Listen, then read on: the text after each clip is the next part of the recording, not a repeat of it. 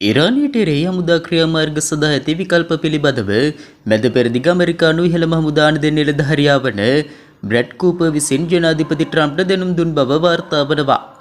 පසුගිය දෙසැම්බරයේ ඉරානයේ සමග අර්බුදය ආරම්භ වීමෙන් පසු මධ්‍යම සේනා විධානයේ අනදෙන් නිලධාරී ඇඩ්මිරල් බ්‍රැඩ් කූපර් ජනාධිපති ඩොනාල්ඩ් ට්‍රම්ප්ට ඉරාන ප්‍රහාරයකට ඇති අවස්ථා පිළිබඳ දැනුම් දුන් පළමු අවස්ථාව මෙයයි. ට්‍රම්ප් මැද පෙරදිග දැවැන්ත හමුදා ගොඩනැගීමක් සඳහා නියෝග කර ඇති අතර ඉරානයට එරෙහිව හමුදා මෙහෙයුමක් සඳහා නියෝග කිරීම සලකා බලමින් සිටිනවා. ඒකබද්ධ හමුදා ප්‍රධානී ජෙනරාල් ඩෑන් කේන්ද මෙම සාකච්ඡාවට සහභාගී වූ බව ජ්‍යෙෂ්ඨ ඇමරිකානු හමුදා නිලධාරීන් පවසනවා.